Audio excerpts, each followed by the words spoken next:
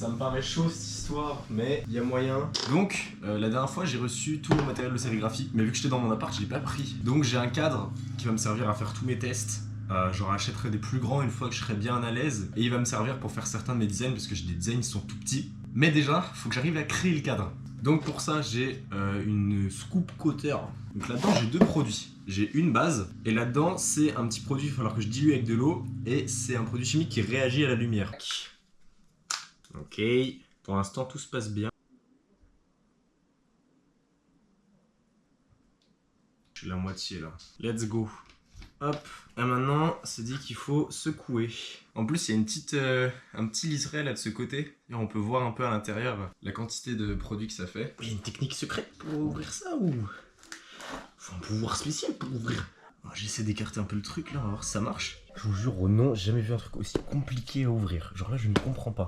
Ça, c'est marrant, c'est un peu redescendu. Genre là, vous voyez, on voit au level combien est-ce qu'il reste. Bon, je vais le remettre un peu là, parce qu'il faut pas que ça réagisse à la lumière. C'est pour ça que c'est le seul produit qui est dans un carton fermé, en plus d'être dans des pots de ouf comme ça. Mais là, franchement, j'arrive pas à l'ouvrir. Donc je vais voir, je trouve une solution. Bon, il se trouve que j'ai connecté les 2 neurones et en fait, fallait pas tourner le truc, fallait juste l'ouvrir comme ça. Non mais ça va le faire, je vais y arriver un jour. J'ai installé une table aussi du coup, entre temps vu que j'arrivais pas à ouvrir le truc. On va essayer de faire le mélange et de laisser dégazer tout ça après. Moi c'est de l'émulsion violette, alors j'ai pas bien compris s'il y en avait des différentes, mais en tout cas c'était celle qui était fournie par Abusine, c'est l'entreprise où j'ai acheté tout ça. Tac, et let's go. Ah ouais, ça fait de la mousse carrément. Je vais créer de la mette là, l'équipe. Ça fait une mixture quand même moins compliquée que ce que je pensais. En vrai, ça va, ça se tient bien. Hein. J'avais un peu peur là au début quand j'ai mélangé. Vraiment pas, parce que c'était carrément pas la même texture que sur les vidéos. Bon, bah, on va laisser dégazer tout ça, je vais essayer de voir le temps qu'il faut et c'est parti. Du coup, j'ai trouvé le temps qu'il fallait laisser poser, c'est 2 à 3 heures, voire la nuit entière si on veut faire un usage très intensif. Et je suis tombé sur une info que j'avais pas vue avant. Bon, en vrai, ça va pas être si gênant que ça, mais ça se conserve que 4 à 6 semaines. Et dans l'idée, conserver vraiment au frais. Dans mon appart, ça va pas être dérangeant pour le côté froid, j'aurais pas besoin de mettre au frigo non plus. Mais 4 à 6 semaines, comment ça mon ref? J'ai 1 kilo d'émulsion. Non, en gros, je me suis renseigné un petit peu, juste l'émulsion perd un peu de ses capacités à durcir à la lumière. Donc le sensibilisateur, c'est plus si sensible que ça au bout de 6 semaines. Mais juste pour faire des tests, ça reste encore largement utilisable. Par contre, pour faire une utilisation intensive, par exemple pour imprimer beaucoup de vêtements pour un drop, là, il va falloir acheter un nouveau pot et ça coûte 24 balles. Donc on se retrouve dans 3 heures. Bon, du coup, ce que j'ai fait, c'est que j'ai mis quelques petits designs de test sur une feuille. C'est directement imprimé sur du papier transparent. Donc après, l'idée, c'est qu'une fois qu'on aura mis les couches, que tout aura séché, donc ce soir dans la nuit ou demain, c'est que je place mon papier transparent par-dessus et que je vienne projeter de la lumière. Tout ce qui est autour de l'impression noire durcisse avec la lumière et tout ce qui est sous l'impression noire, ça durcisse pas et donc je puisse enlever. Et ça va créer le cadre de sérigraphie. Et là, c'est stylé. Donc déjà, on peut voir là, quand on remet sur le papier blanc, il y a quelques défauts d'impression avec l'imprimante. Ça doit être le papier transparent qui est pas exceptionnel. Bon bah, il y a littéralement tout qui est parti. Je vais enlever et je vais tenter avec un autre réglage d'imprimante. Et let's go. Yes. Bon, bah on va recommencer, hein, à changer les réglages. Si ça recrache le papier, je sais pas quoi faire. Oh. Ah, je crois que ça a mieux marché. Donc normalement là ça devrait tenir un petit peu mieux sur le papier parce que c'est le bon papier. En fait dans la boîte il y avait plusieurs types de papier, il y en avait qui étaient totalement lisses et d'autres qui avaient un côté rugueux.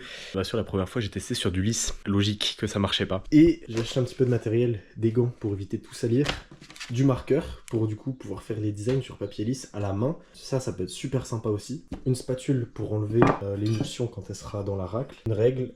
Pour mesurer c'est pratique. Et de la colle en spray pour quand je vais imprimer pour coller les t-shirts en fait sur la surface d'impression pour éviter que ça bouge et qu'il y ait des décalages. Normalement j'ai tout ce qu'il faut. Et maintenant bah j'attends qu'il soit l'heure et je vais commencer à essayer de créer le cadre.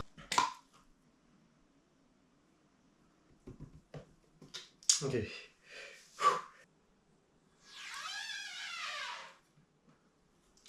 Waouh. Merde. Oh là j'en fous partout. Bon, deuxième try l'équipe.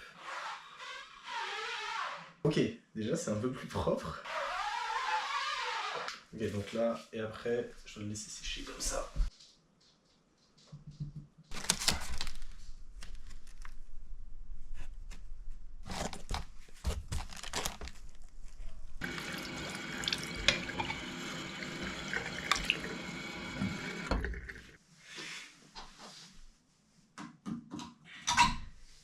Et il faut que ça reste comme ça pour l'instant. On va direct, hein.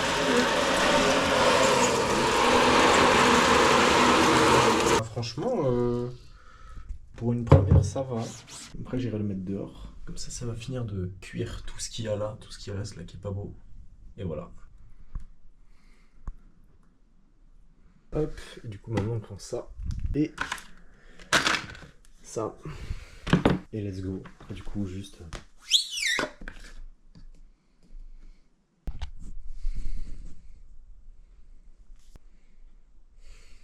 Ça sèche pas à l'air libre, ça. Et pourquoi tu prends... Ah non, tu vas faire avec la grosse spatule. Ah, ok. Bah oui, non, il va pas étaler au couteau. Non, je vais tartiner.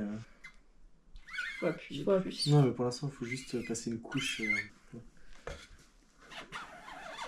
Waouh. Là oui, mais là, enfin. Voilà, là c'est bon. Et là, tu peux le ramener.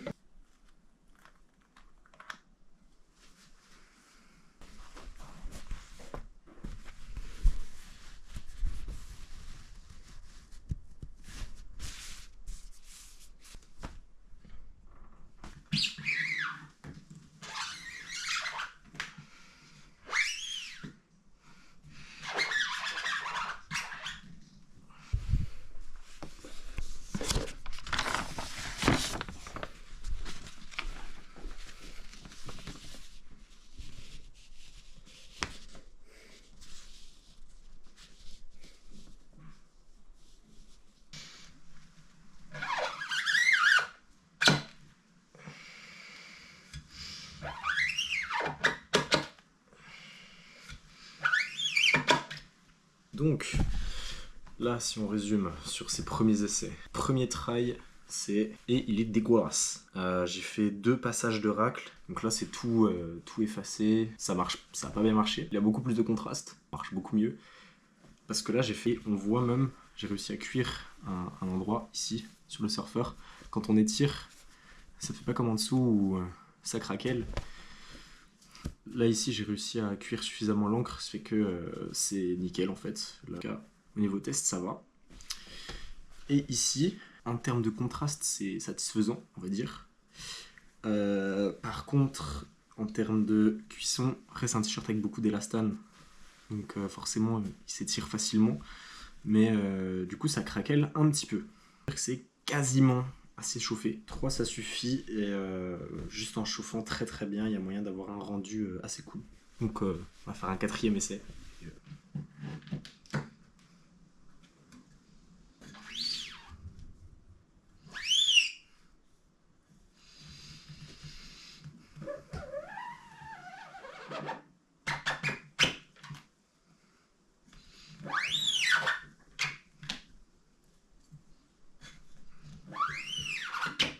En vrai, 3 passages, j'ai pas de défaut sur les écritures à part là. Mais en fait, je me demande si c'est pas un problème, si j'ai exactement les mêmes défauts là que là. Donc, c'est peut-être un défaut du cadre. J'ai bien l'impression que c'est ça.